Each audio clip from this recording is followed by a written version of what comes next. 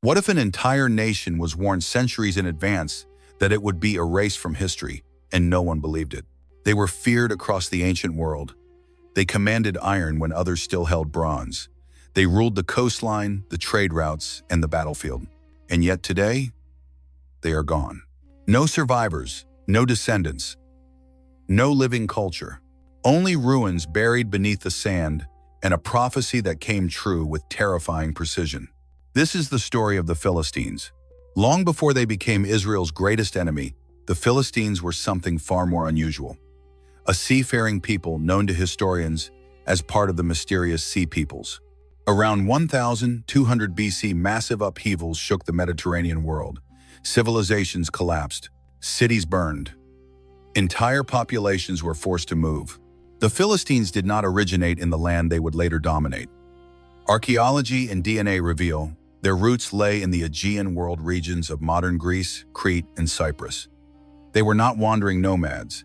They traveled with families, livestock craftsmen, and warriors, bringing with them advanced knowledge, foreign customs, and a hunger for land.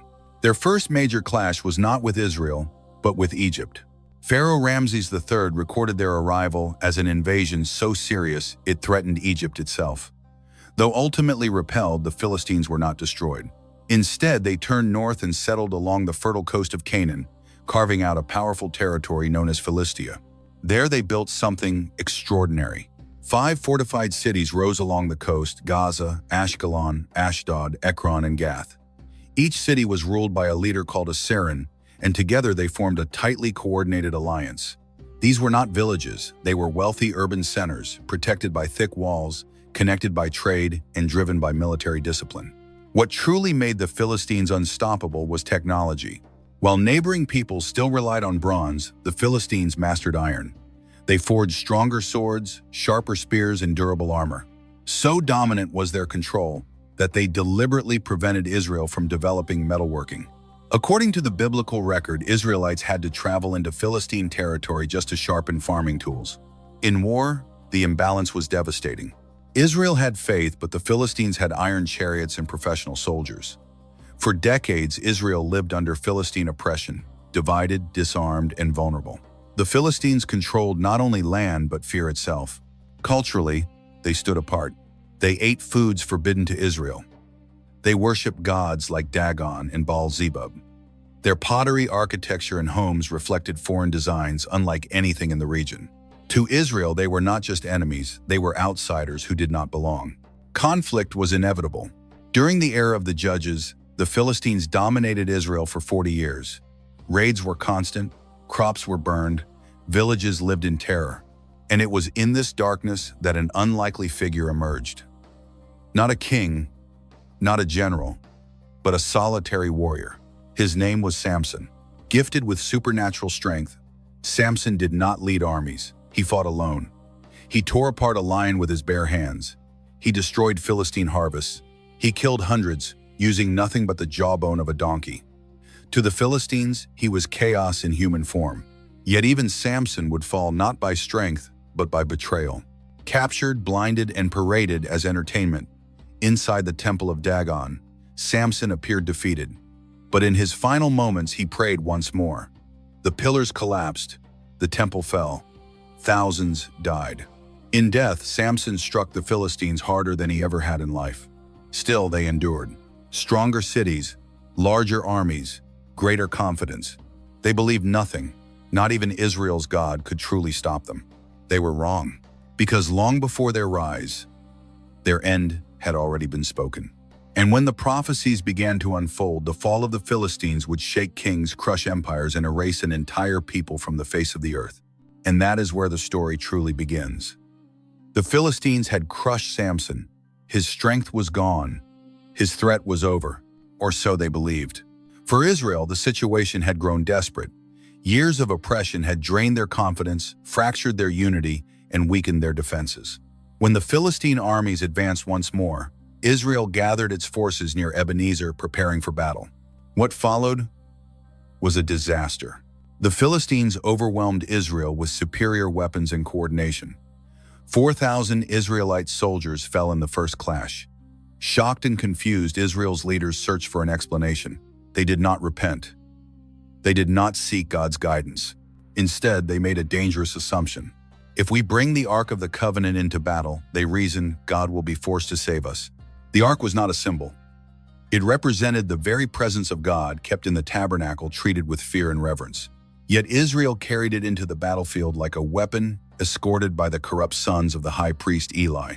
When the Ark arrived, Israel shouted with such force that the ground trembled. The Philistines heard the noise and froze. They knew the stories. They remembered Egypt. They remembered the plagues, the Red Sea, the power of Israel's God. Fear spread through their ranks.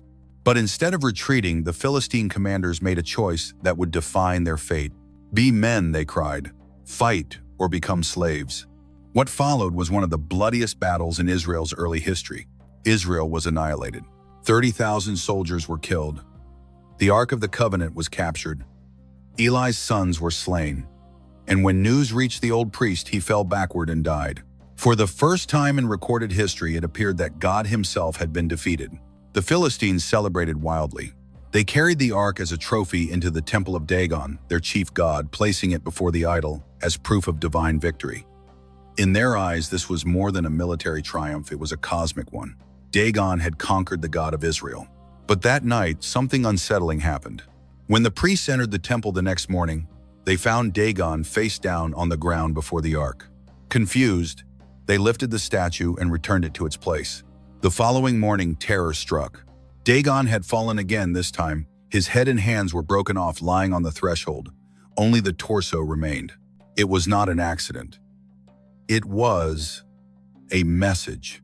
Soon worse followed. Across Philistine cities, a mysterious affliction spread. Tumors erupted. Panic consumed the population. Death followed wherever the ark was moved, from Ashdod to Gath to Ekron. Each city begged for relief, only to inherit the plague themselves. The Philistines were trapped. Keeping the ark meant death. Returning it meant admitting defeat. After 7 months of suffering, their leaders gathered in desperation. The decision was made: the ark would be sent back, not as surrender, but as an offering accompanied by gold gifts, in a final attempt to appease the God they could not control. When the ark left Philistine land, the nightmare ended, but the damage was done. Israel had learned a brutal lesson. God is not a weapon to be used, and the Philistines had learned something far more terrifying. The God they thought they had conquered was untouchable. From that moment on, the balance shifted. The Philistines still held power. Their cities still stood. Their armies remained strong, but something invisible had changed.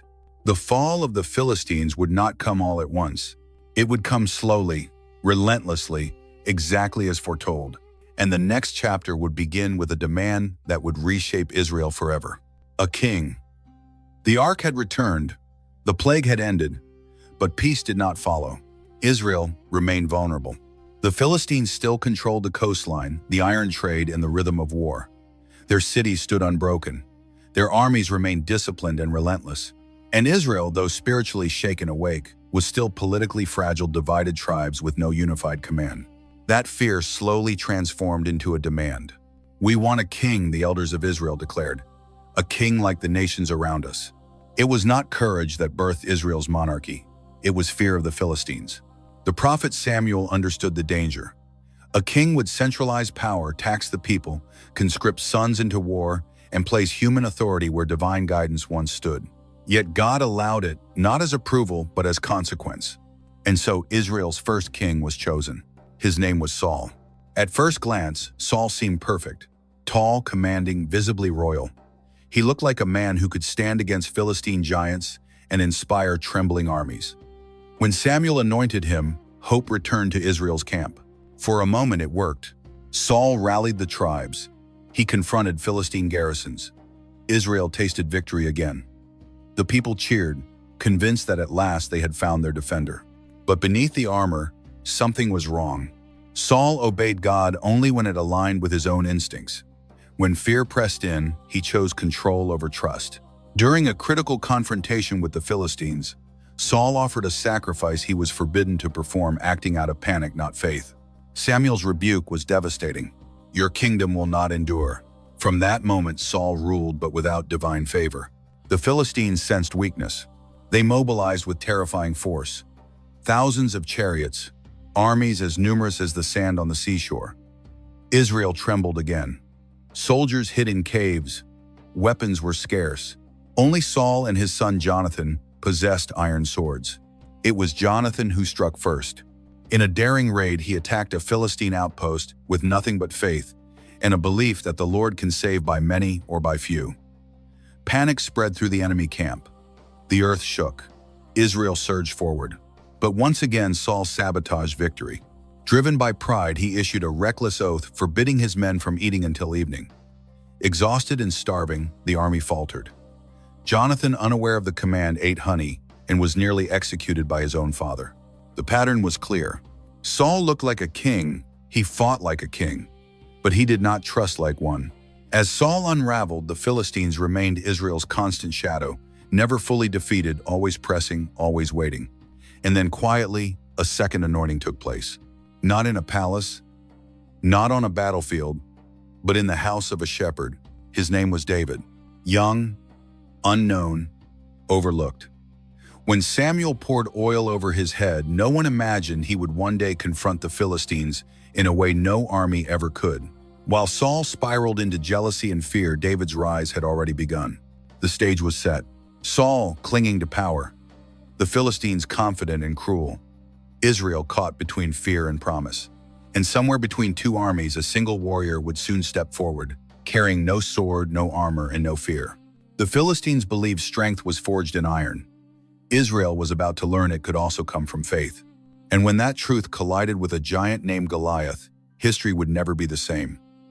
The battlefield fell silent. For 40 days, the Philistine champion had stepped forward, morning and evening, his voice echoing across the valley of Elah like a curse carved into stone. His name was Goliath of Gath. He stood over 9 feet tall, clad in bronze and iron, armed with a spear so massive it required its own shield bearer. To the Philistines, he was the embodiment of superiority, proof that their strength, technology, and gods towered above Israel. To Israel, he was terror-given flesh. Each day, Goliath mocked them. Their army, their king, their god. And each day, no one answered. King Saul, taller than any man in Israel, remained frozen. The army waited for someone else to be brave first. Faith gave way to fear. Silence became surrender. Then from the rear of the camp, a voice spoke. "Who is this Philistine?" the young man asked, that he should defy the armies of the living God. It was David. Not a soldier, not a warrior. A shepherd sent by his father to bring food to his brothers. David listened to the insults and felt something unfamiliar to the battlefield, not fear but outrage. Not at the giant, but at Israel's silence. When word reached Saul, the king laughed at first. David was too young, too small, too inexperienced. But desperation leaves little room for pride. Saul agreed on one condition. David would wear the king's armor. The moment David tried it on, he knew it would fail. The armor was heavy, restrictive, built for someone else's strength. He took it off and returned to what he knew. A sling, 5 smooth stones, and unshakable trust. When David stepped onto the field, Goliath was insulted. "Am I a dog," he roared, "that you come at me with sticks?" He cursed David by his gods and promised to feed his body to the birds. David did not flinch. "You come to me with sword and spear," he replied, "but I come to you in the name of the Lord." It was not arrogance. It was conviction. As Goliath advanced, confident of an easy kill, David ran forward, not away. He placed a stone in his sling, released it, and in a single heartbeat, everything changed. The stone struck Goliath's forehead. The giant fell face first into the dust. For a moment, no one moved. Then David ran, took Goliath's own sword, and ended the fight. Shock rippled across the valley. The Philistines, trained warriors with iron weapons, broke ranks and fled. Israel surged forward, emboldened not by steel, but by belief. What should have been impossible had just happened before their eyes. But the defeat of Goliath was more than a military loss. It was a symbolic collapse. Goliath represented Philistine dominance, iron over faith, intimidation over trust. His death shattered the illusion that the Philistines were invincible. For the first time, the world saw that their power could be undone not by superior weapons, but by obedience to God. David became a hero overnight. Songs were sung in the streets. Saul has slain his thousands and David his tens of thousands. And that song planted a seed of poison in Saul's heart. The Philistines retreated, but they were not finished. Their cities still stood, their armies still regrouped. Yet something fundamental had shifted. They no longer inspired unquestioned fear. David's victory marked the beginning of a long unraveling. Saul's jealousy would soon turn David into a fugitive. David's exile would push him into Philistine territory itself, and the enemies who once mocked Israel would soon shelter the man destined to destroy them. The Philistines believed Goliath's fall was a fluke. History would prove it was a warning. Because the giant had fallen, the future king had risen, and the slow, irreversible decline of an entire people had already begun. David should have been celebrating. He had defeated the giant no one dared face. He had delivered Israel from humiliation. His name was sung in the streets, his victory etched into memory. But triumph came with a cost. The louder the crowds praised David, the darker King Saul's heart became. What began as admiration slowly twisted into fear, then jealousy, and finally obsession. Saul saw in David not a hero but a threat. The spear that once defended Israel now flew toward David's head. Again and again. David fled the palace, then the city, then the nation. The young shepherd who had faced a giant without armor now ran for his life with nothing but faith and instinct. Saul hunted him relentlessly, commanding armies to track him down through deserts, forests, and caves. David became a fugitive. And in a desperate moment, hunted by his own king, David made an unthinkable decision.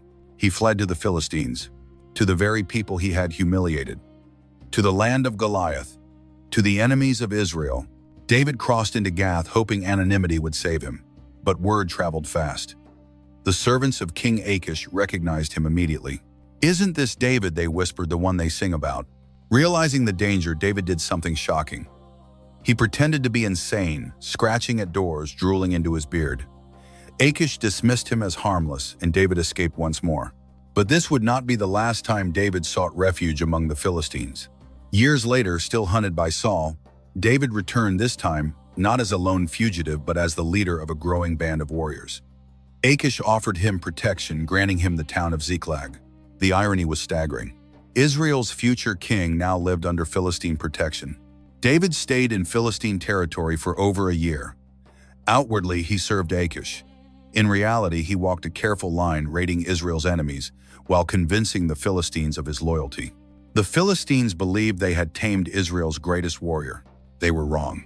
David learned from them. He observed their military organization, their city alliances, their weaknesses. He saw how confidence had hardened into arrogance, how reliance on strength had dulled spiritual awareness. And all the while, Saul continued his descent. Back in Israel, the king grew more unstable. His fear of David consumed him. He consulted mediums, ignored prophets, disobeyed God again and again. The nation weakened under fractured leadership. Meanwhile, the Philistines prepared for war. They gathered their forces for a decisive confrontation, one that would determine control of the land once and for all. And shockingly, David and his men were expected to march with them. This was the moment of truth. Could David fight against his own people? Had he truly defected? Or was this the ultimate test of his calling? The Philistine commanders didn't trust him. They remembered Goliath. They remembered the songs. Fear crept in where arrogance once ruled. They demanded David be sent away. Achish protested but complied. David returned to Ziklag only to find it burned to the ground. His wives were gone, his people taken captive. The men who followed him spoke of stoning him. For the first time, David had no allies left. No king, no army, no refuge. Only God. David prayed, and then he acted. He pursued the raiders, rescued his people, and restored hope. But far more important events were unfolding elsewhere. On Mount Gilboa, Saul faced the Philistines. This time there would be no shepherd boy, no miracle victory. Israel's army collapsed. Saul's sons were killed. And wounded, defeated, and abandoned, Saul fell on his own sword. The Philistines rejoiced. They fastened Saul's body to the walls of Bethshan, displaying it as a trophy. Once again, they believed the God of Israel had been defeated, but they misunderstood. Saul's fall was not Israel's end. It was David's beginning. Within days, David would be crowned king of Judah, soon after king of all Israel. And the man who once hid among the Philistines would now rise to confront them, not as a refugee, but as a ruler. The Philistines had spared David, sheltered him, trained him, and in doing so, they had unknowingly prepared the instrument of their own downfall. David did not seize the throne. He waited. After Saul's death, Israel was broken, leaderless, grieving, and vulnerable. Civil tensions spread as loyalties fractured. For years, David ruled only over Judah, while Saul's remaining son held power in the north. The Philistines watched carefully.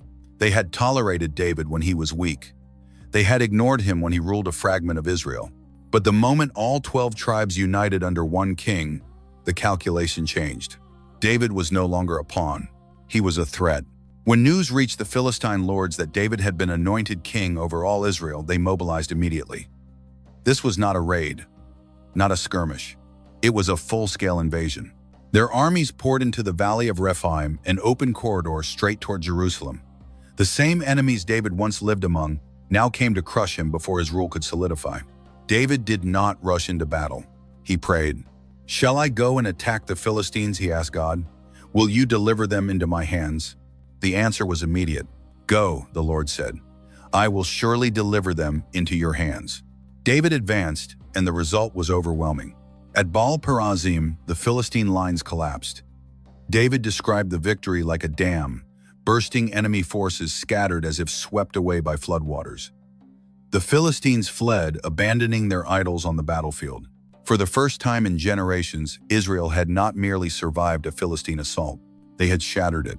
But the Philistines were not finished. They regrouped, returned, spread out once more across the valley of Rephaim. Same enemy, same battlefield. This time God gave David different instructions. "Do not attack directly," he said. "Circle around behind them." David obeyed. Then came the signal. "When you hear the sound of marching in the tops of the trees," God said, "move quickly. That will mean the Lord has gone out before you." The wind rustled the branches. David advanced. And again, the Philistines were defeated, this time chased across miles of territory. Their power base cracked, their dominance broken. This was not just a military victory. It was a turning point in history. For centuries, the Philistines had dictated the terms of conflict. They chose when to fight, where to fight, and how Israel would respond. That era was over. David did not stop with defense. He went on the offensive. One by one, Philistine strongholds fell. Cities that once threatened Israel now paid tribute to it. The balance of power shifted permanently. The 5 great Philistine cities still stood, but no longer as independent rulers. They were vassals. For the first time since their arrival on the coast, the Philistines lived in Israel's shadow, and they never fully recovered. David's reign marked the beginning of the end. Their military advantage faded. Their political unity fractured. Their once feared armies became regional forces, dangerous but no longer dominant. Under Solomon, Israel reached unprecedented stability. Trade flourished. Borders held. The Philistines remained subdued. Centuries passed. Empires rose. The Philistines tried occasionally to reassert themselves, launching raids, forming alliances, stirring unrest. But each attempt was smaller than the last. The prophets took notice. They spoke of judgment not as revenge but as inevitability. A people who trusted strength, violence, and pride would eventually face something stronger. And that something was already approaching. From the east, a new storm gathered: Assyria. Unlike Israel or the Philistines, the Assyrians did not seek balance or coexistence. They sought total control. Their armies moved like a machine, systematic, brutal, unstoppable. Philistine cities lay directly in their path. Ashdod fell, its walls breached, its people deported, its identity shattered. Gath followed, then Gaza. The Assyrians did not simply conquer, they erased. They scattered populations, replacing them with foreigners. Cultures dissolved, languages disappeared, resistance became impossible. The Philistines, once feared across the land, now served foreign kings, paid crushing tribute, provided soldiers for wars not their own. Their identity began to blur. They still lived in their cities, but they were no longer truly Philistine. By the time Assyria collapsed, the damage was irreversible. A brief resurgence followed. Cities rebuilt, industry expanded, hope flickered. But the final blow was already written. Babylon rose. And when Babylon came, it did not subdue. It destroyed. For a brief moment, it looked like the Philistines might survive. Assyria, the empire that had crushed their cities and scattered their people, began to weaken. Rebellions flared, enemies closed in. The once invincible machine started to crack. In that fragile window, the Philistine cities breathed again. Ekron expanded rapidly. Industrial zones spread across the city. Hundreds of olive oil presses worked day and night, producing wealth on a scale rarely seen in the ancient world. Trade routes reopened. Homes multiplied.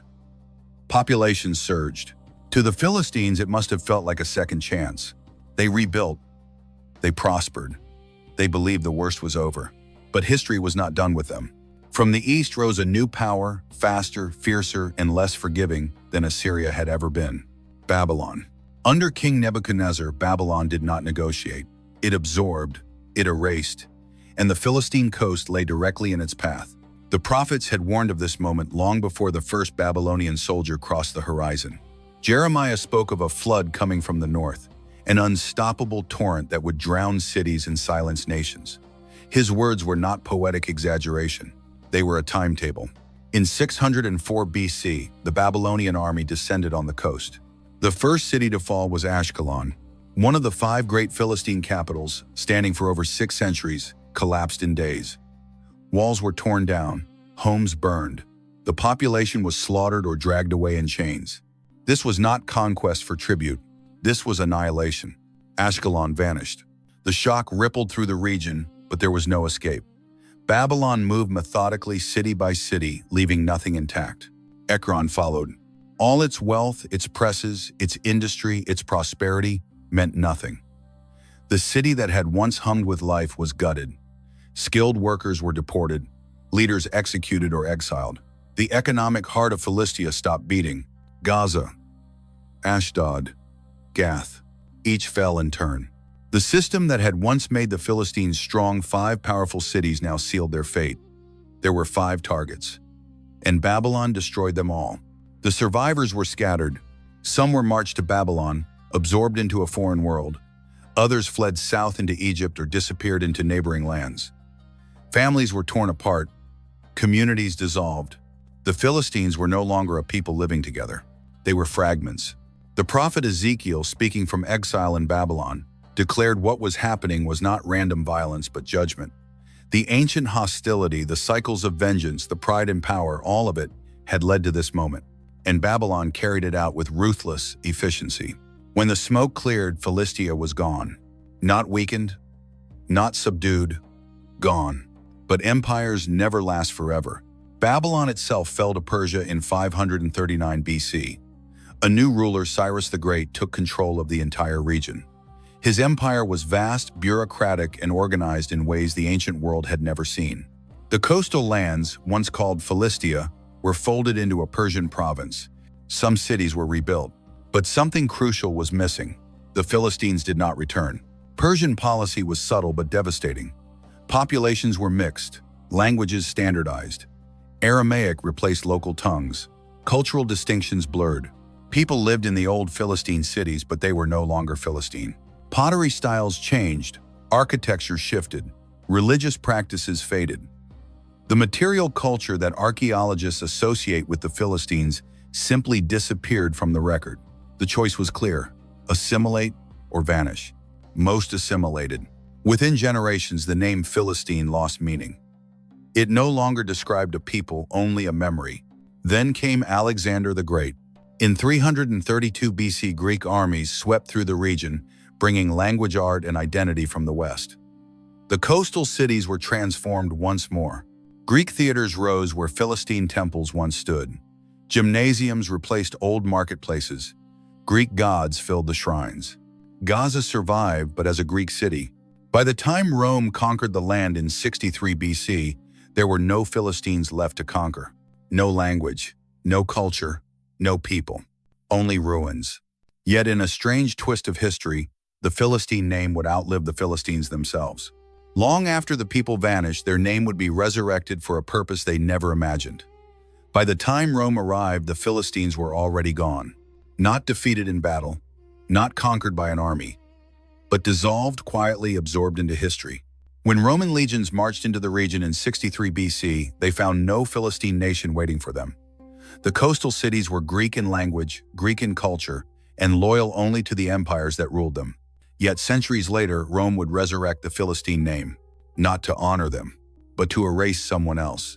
In 135 AD, after the brutal Bar Kokhba revolt, the Roman Emperor Hadrian made a calculated decision. Judea had rebelled too many times. Its identity was too strong, its connection to the land too deep. Hadrian wanted that connection broken, so he renamed the province. Judea became Syria, Palestina. The name was not chosen randomly. Palestina was the Latin form of Philistia, the land once occupied by Israel's ancient enemies. The irony was devastating. The Philistines had vanished more than 600 years earlier, yet their name was now used as a political weapon to sever Jewish identity from their homeland.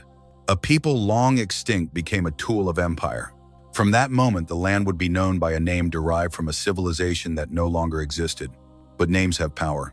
And over time, Palestina endured.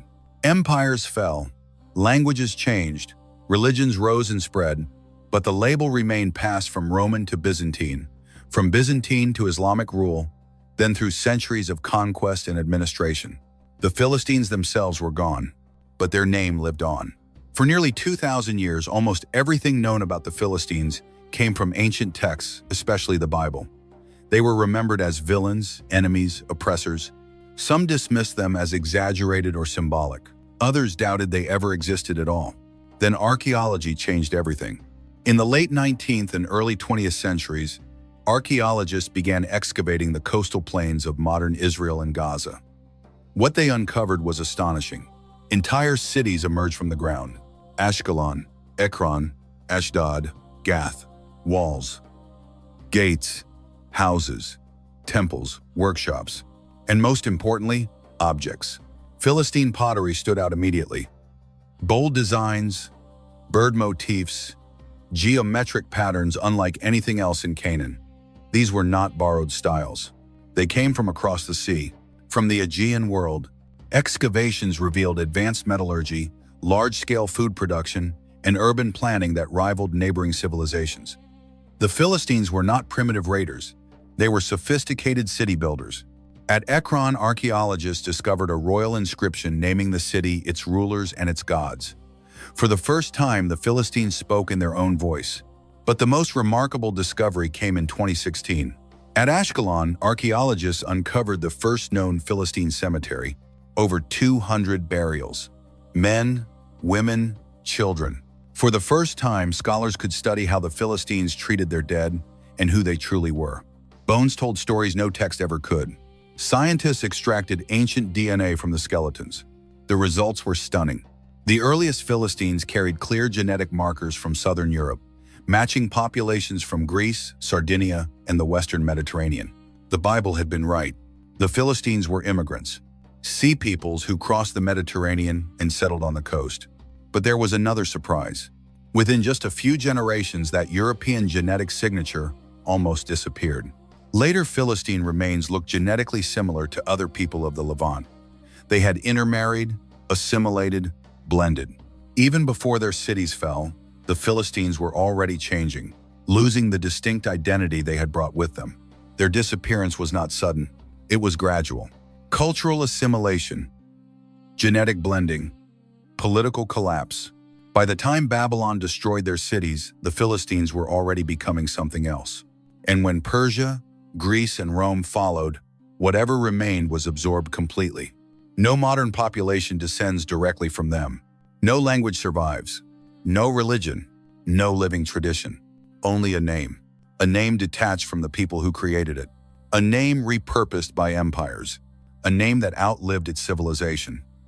Today, the word Philistine doesn't summon images of warriors, city walls, or iron weapons. It's an insult. Call someone a Philistine and you mean they're uncultured, narrow-minded, indifferent to art or ideas, someone unimpressed by beauty, unmoved by thought. But this modern meaning is one of history's strangest ironies, because the real Philistines were anything but that. The insult emerged in 17th century Europe, far from the ancient Near East. German university students used the word Philister To mock townspeople they considered intellectually inferior outsiders who didn't appreciate scholarship or refined culture. They borrowed the name from the Bible. The ancient enemies of Israel became a convenient symbol for the uncultured, and the meaning stuck. English adopted it. Other languages followed. Over time, Philistine lost all connection to history and became shorthand for ignorance. But archaeology tells a different story. The Philistines were advanced for their time. They mastered iron technology earlier than their neighbors, giving them a military edge for generations. Their cities were carefully planned with organized streets, industrial zones, and defensive systems. They traded across the Mediterranean, imported pottery styles, exported olive oil, and goods at an industrial scale. They built temples with unique architectural features and practiced complex rituals. These were not barbarians. They were innovators. Yet memory is shaped by victors and by language. The Philistines lost their wars, their cities fell, their people scattered, and without descendants to tell their story, others defined them instead. First as villains, then as a metaphor. Finally, as an insult. The irony deepens when we consider the modern world. The term Palestinian comes from the Roman name Palestina, which itself derives from Philistine. But there is no direct ethnic or cultural link between ancient Philistines and modern Palestinians. The Philistines vanished over 2,000 years ago. Modern Palestinians descend from a mixture of Arab Canaanite and other peoples who lived in the region through centuries of conquest and migration. They did not inherit Philistine language, religion, or identity. History does not support that connection, yet the confusion persists. Ancient names are often reused, redefined, and politicized. Empires rename lands. Later generations assume continuity where none exists. The Philistines are a perfect example. Their name survived. Their people did not. And because of that, the name became a blank canvas filled with meanings they never owned. There's something unsettling about that. A civilization that once terrified Israel, challenged kings, and dominated the coast for centuries now exists only as a slur and a historical footnote. But their story matters. Not because they were righteous, not because they were evil, but because they were real. They rose to power through technology and organization. They declined through assimilation, empire, and forces larger than themselves. Their story mirrors countless civilizations before and after them. Strength without humility fades. Power without wisdom collapses. Identity without renewal dissolves. The Bible's prophets said the Philistines would be destroyed and forgotten. At the time, that sounded impossible. Their cities were strong, their armies feared, their culture vibrant. And yet against all odds, that's exactly what happened. They were not erased in one moment, but over centuries through conquest, exile, and absorption, until nothing distinct remained. Not a language, not a people, not a future. Only fragments in the ground, pottery shards, broken walls, inscriptions buried for millennia, and a word that no longer means what it once did. The Philistines remind us that survival is not guaranteed by power alone. Civilizations don't just fall to enemies, they fade when they lose cohesion, purpose, and identity. They also remind us how easily history can be misunderstood, how names can outlive people, how meanings can drift, and how truth often waits patiently beneath the soil until someone is willing to dig. The story of the Philistines is not just history, it is theology, written in time. From the moment they appear in the biblical narrative, the Philistines are more than an enemy nation. They represent a recurring pattern, human power standing in opposition to divine purpose. They had superior weapons, stronger cities, better military organization. Israel often had none of these. And yet again and again, the Bible tells the same story. The outcome was never decided by technology or numbers, but by obedience or the lack of it. When Israel treated the Ark of God as a magical object rather than a symbol of covenant, they were defeated. The Ark was captured. The Philistines celebrated.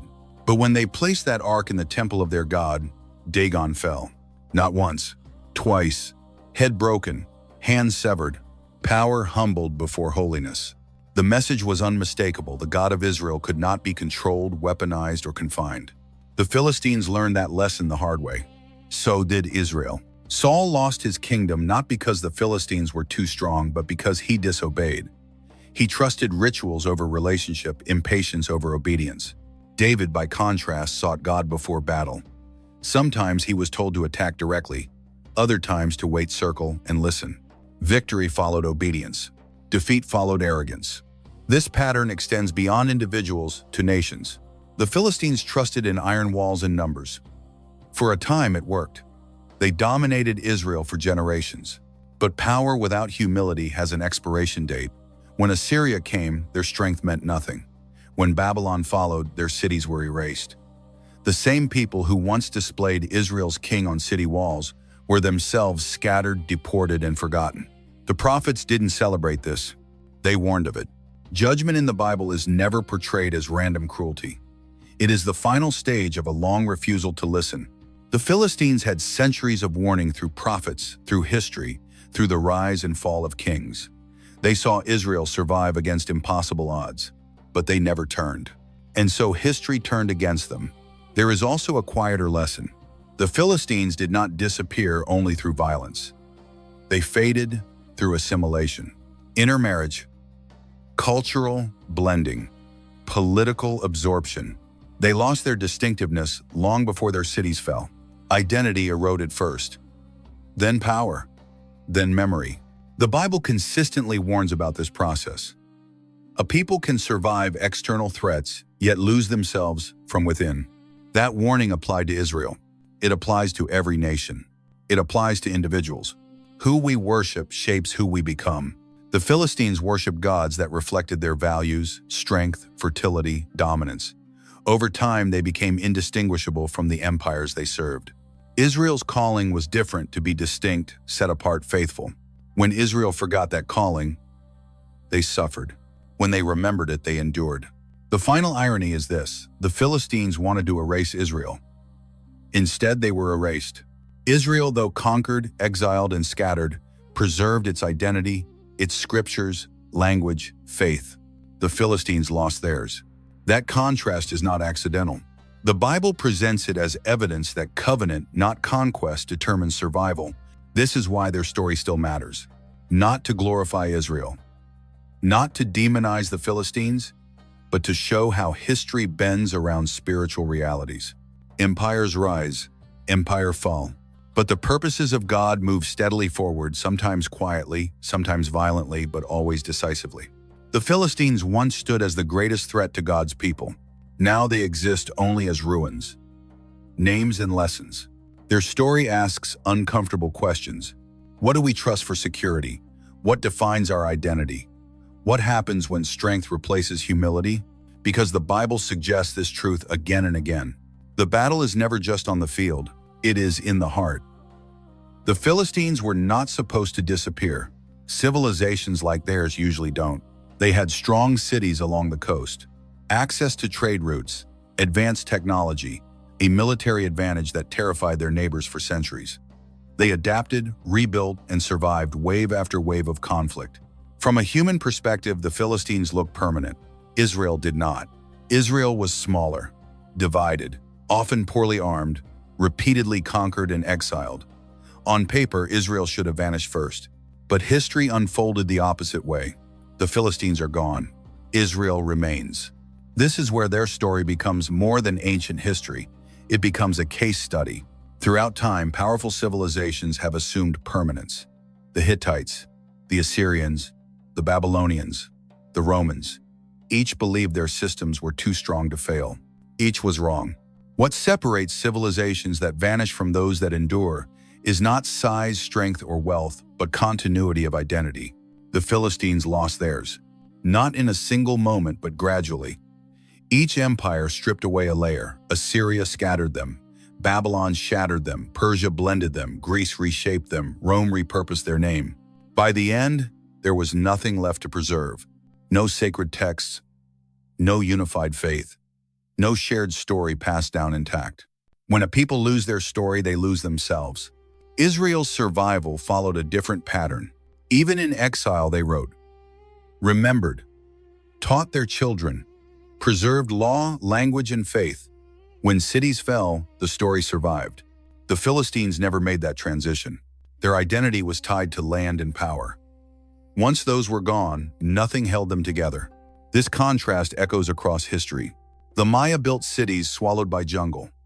The Sumerians invented writing, then vanished. The Vikings reshaped Europe, then assimilated. The Philistines belong to this list not because they were weak, but because they lacked something deeper than strength. The Bible presents this as a spiritual truth. A people without covenant eventually lose cohesion. A culture without moral center fractures under pressure. Power can conquer land, but it cannot preserve meaning. That is why the Philistines fade from the narrative, while Israel continues. Their disappearance also reminds us how selective memory can be. Most people know Goliath. Few know Ekron. Most know the insult Philistine. Few know the engineers, traders, artisans, and families who built real lives along the coast. History often remembers enemies as symbols, not as humans. Archaeology restores that humanity, but it cannot restore identity. Once lost, it is gone. And yet their story still speaks. Not as a warning aimed only at ancient peoples, but as a mirror. Modern societies are wealthier than the Philistines ever imagined. More connected, more technologically advanced, but also more fragmented. Languages disappear, traditions erode, stories are replaced by slogans. Assimilation happens faster now than ever before. The Philistines remind us that disappearance does not always come through violence. Sometimes it comes quietly through forgetting who you are. This is why their story fits so naturally into the biblical narrative. They were not just Israel's enemy. They were Israel's alternative future. A picture of what happens when strength replaces humility and success replaces meaning. Israel often stood on the edge of becoming just another Philistia, another coastal power with no enduring identity. The prophets existed to prevent that, to call people back before erosion became irreversible. The Philistines had no prophets left to listen to, and so history closed over them. Their cities became ruins. Their people became ancestors of others.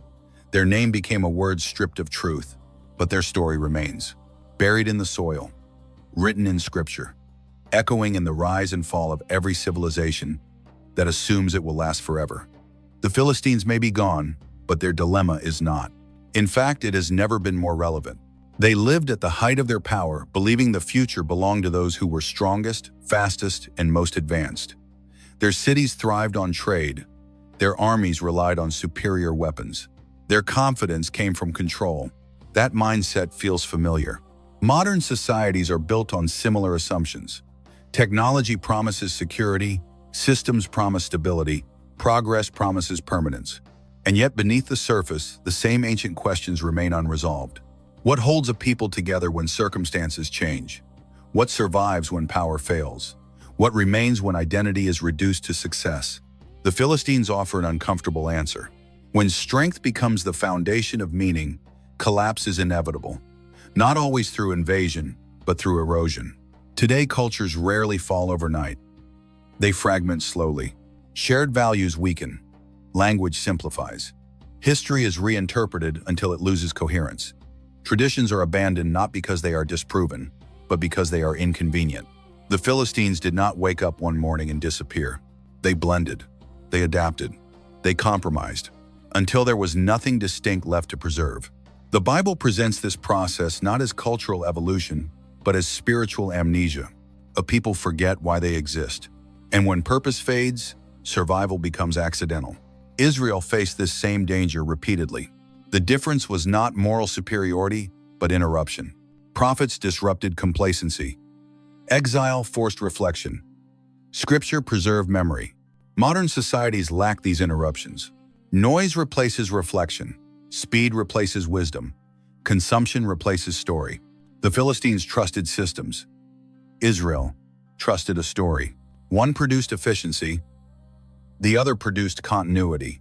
That distinction matters more now than ever. We live in an age obsessed with relevance. What is old is suspect. What endures must constantly justify itself. But the Philistines show what happens when relevance replaces roots. They were relevant for centuries. They did not endure. Their story challenges modern assumptions about progress. Progress can improve life, but it cannot answer meaning. Innovation can change tools, but not purpose. The Philistines mastered technology, but never articulated why their civilization mattered beyond survival and dominance. When those failed, nothing replaced them. This raises a deeper question for today. If our systems collapse tomorrow, economic, political, technological, what would remain? What story would our descendants inherit? Would they know who we were, or only what we built? Israel's survival suggests that endurance depends on narrative, not infrastructure. A people who know their story can rebuild without their cities. A people who lose their story cannot survive even with wealth. This is why the Bible spends so little time celebrating power and so much time preserving memory. Genealogies, laws, songs, lamentations. They are not filler. They are survival mechanisms. The Philistines left ruins.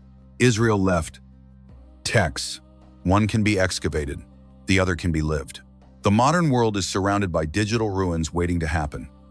Data without wisdom. Information without narrative. Memory outsourced to machines. The Philistines warn us that preservation without purpose is illusion. Another uncomfortable truth emerges. The Philistines were not evil caricatures. They were human families, craftsmen, farmers, leaders, making choices they believed were reasonable. They chose assimilation over distinction, efficiency over meaning, strength over humility. These are not ancient temptations. They are modern defaults. The story of the Philistines does not ask us to fear the past. It asks us to examine the present. What are we becoming indistinguishable from? What story are we slowly forgetting? Because history suggests that disappearance does not begin with defeat. It begins with forgetting why survival mattered in the first place. If the story ended with disappearance, it would be only a warning. But the Bible never leaves the audience in despair. Alongside the Philistines who faded into history stands another people who should have vanished yet did not. Israel. They lost their land. Their temple was destroyed. Their leaders were killed or exiled. Their language nearly disappeared. By every historical measure, Israel was finished. And yet they survived. Not through military resurgence, but through memory. Exile became the crucible where identity was refined rather than erased. Without a king, without a temple, without sovereignty, Israel discovered something deeper than territory. They had a story. The Philistines never experienced this transformation. When they lost power, they lost purpose. Israel lost power and found meaning. That distinction reshaped history. During exile in Babylon, Israel did not disappear into the empire. They gathered, they taught, they wrote, they prayed. They told their children who they were and why they existed. Faith became portable. Identity no longer depended on walls or weapons. This is one of the most radical ideas in human history, a people defined not by borders, but by covenant. When they returned, they rebuilt not just cities, but memory. The prophets understood this. Their role was not to predict the future, but to preserve the past with honesty. They reminded the people of failure without erasing hope, judgment without abandoning promise. The Philistines had no such voices left. They had priests who reinforced power, not prophets who questioned it. Memory without critique becomes myth. Power without humility becomes fragile. Israel's survival was not automatic. They repeatedly flirted with becoming like the Philistines, absorbing surrounding cultures, trusting alliances, measuring success by strength. Each time collapse followed, but collapse did not end the story, because memory pulled them back. The scriptures were not just religious texts, they were resistance literature. They said, "This is who we are, even when the world says otherwise." That kind of identity cannot be conquered. This is why the Philistines and Israel function as mirrors of possibility. One shows what happens when identity is tied to dominance. The other shows what happens when identity is tied to meaning. The Bible does not romanticize Israel's suffering. It insists that suffering alone saves no one. Meaning does. This is where the story turns from ancient history to living invitation. If identity can survive exile, it can survive loss. If memory can endure oppression, it can endure confusion. If a people can outlive empires, so can individuals. The Philistines warn us about forgetting. Israel teaches us about remembering. Remembering who you are, remembering why you exist, remembering that power is not the same as purpose. The modern world is not facing exile in the same way, but it is facing amnesia. Stories are shortened. Meaning is outsourced. Identity becomes performative rather than rooted. The Bible's answer is not nostalgia. It is intentional remembrance. This is why rituals matter, why stories are repeated, why texts are preserved word for word. Not because the past was perfect, but because forgetting is fatal. The Philistines forgot. Israel remembered. and history took notice. The power of remembering is not about clinging to what was. It is about carrying forward what still matters when everything else falls away. That is the difference between disappearance and endurance. And that is the choice placed before every generation. At this point, the story stops being about nations. It becomes personal. The Philistines are no longer just an ancient people buried beneath layers of sand. They become a mirror held up to every individual watching this story unfold. Because assimilation does not only happen to civilizations, it happens to souls. Most people don't lose themselves through dramatic failure. They lose themselves quietly by blending in, by compromising, by slowly replacing meaning with convenience. The Philistines didn't vanish because they were conquered once. They vanished because they became indistinguishable. And that same danger exists today. Not through exile or invasion, but through distraction. Modern life rewards efficiency over reflection, speed over depth, visibility over integrity. Identity becomes something we curate rather than something we inherit. And when identity is performative, it cannot endure pressure. The biblical narrative consistently resists this kind of erosion. It insists that who you are matters more than what you achieve. The Philistines measured success by strength, expansion, and dominance. Israel was called to measure success by faithfulness, even when that faithfulness looked like weakness. That tension still exists. The world asks, what can you control? Scripture asks, what can you remain faithful to? Those questions lead to very different lives. The Philistines chose adaptation over conviction. Each compromise seemed reasonable. Each assimilation made survival easier, until survival had no meaning. Israel's path was harder. Faithfulness often cost them comfort, power, and popularity, but it gave them something assimilation never could: continuity. This is where the story confronts us. What are we trading for? Belonging. What are we slowly letting go of to avoid standing out?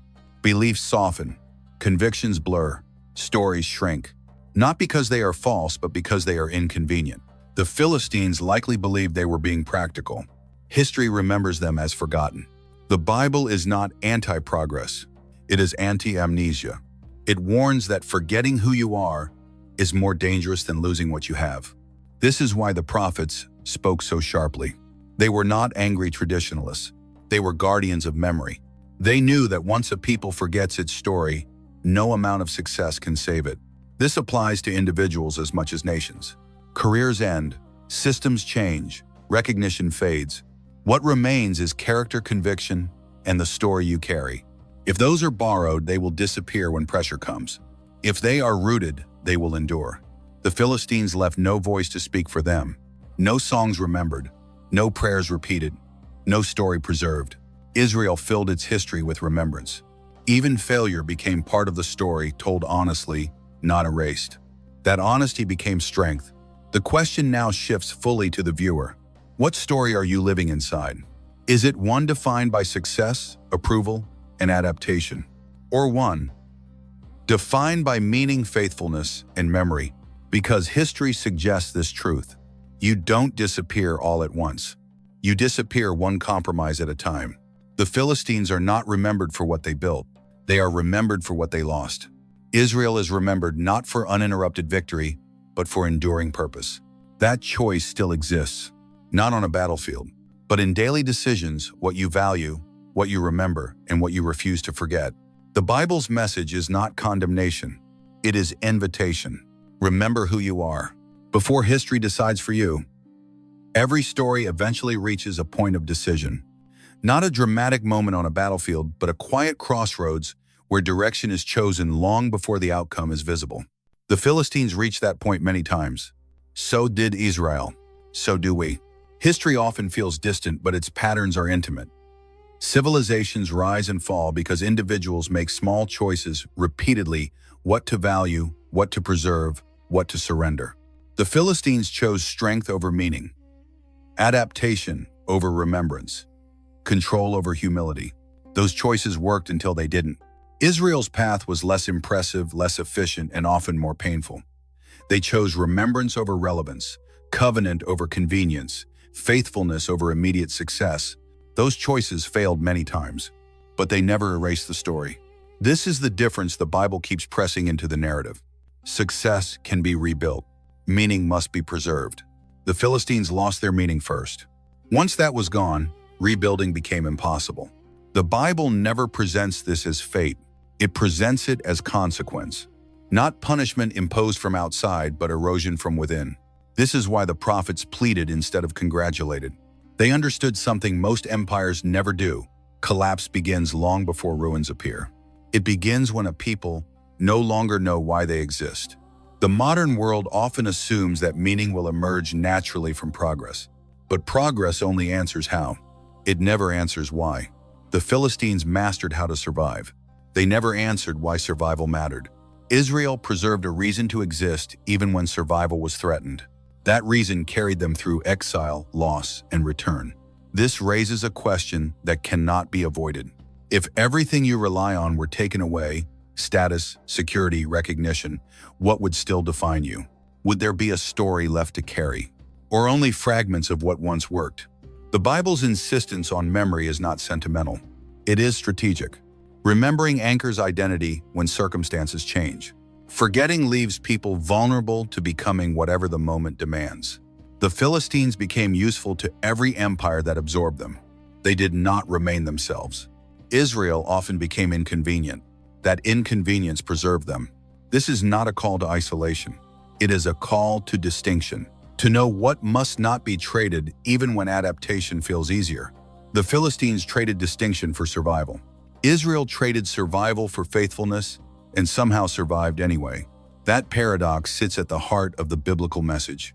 Losing your life to save it does not work. Losing your life for something greater does. This principle is uncomfortable in every age. It challenges assumptions about success, relevance, and security. But history sides with it relentlessly. Empires that forget meaning collapse under their own weight. Peoples who preserve story endure beyond power. The Philistines are not remembered because they were evil. They are remembered because they are gone.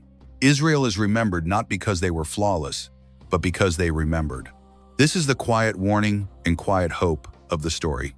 Disappearance is not inevitable. Neither is endurance. Both are chosen slowly, repeatedly, often unnoticed.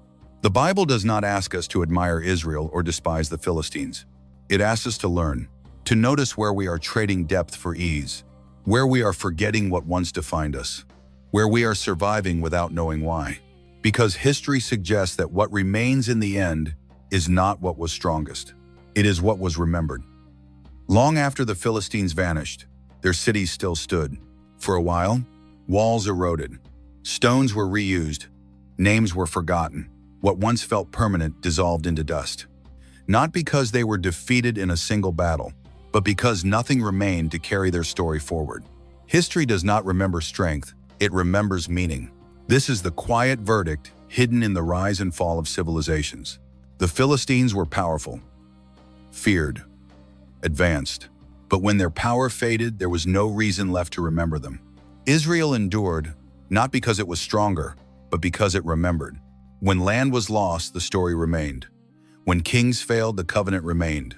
When the temple burned, memory remained. That memory became identity. Identity became survival. Survival became testimony. The Bible presents this not as coincidence, but as principle. What you remember shapes who you become. What you forget determines what you lose. This is why Scripture insists on repetition. Stories retold, names remembered. Failures recorded alongside victories. Not to glorify the past, but to preserve the future. The Philistines did not pass on a story worth carrying, so history carried on without them. Their name survives only as a shadow stripped of context, humanity, and truth. Israel passed on a story that demanded retelling, so their voice echoes across centuries. This is not a lesson about nations alone. It is about lives. Each person builds something, values, habits, beliefs, priorities. Most of it feels invisible, but invisibility does not mean insignificance. Over time, these unseen choices form a story, and every story faces the same question. When the noise fades, what remains? Will there be something worth remembering, or only evidence that you once existed? The Bible does not offer easy answers. It offers clarity. Endurance does not belong to the strongest, the loudest, or the most successful. It belongs to those who know who they are and refuse to forget it. The Philistines remind us that survival without meaning leads to disappearance. Israel reminds us that meaning can survive even when everything else is taken. That contrast stands at the center of this story, and now it stands before you, not as judgment, but as invitation. What will you remember? What will you preserve? What story will your life quietly pass on? Because history is not written only by empires. It is written by what people choose to remember long after the walls have fallen. And when the dust settles, what will be remembered about us?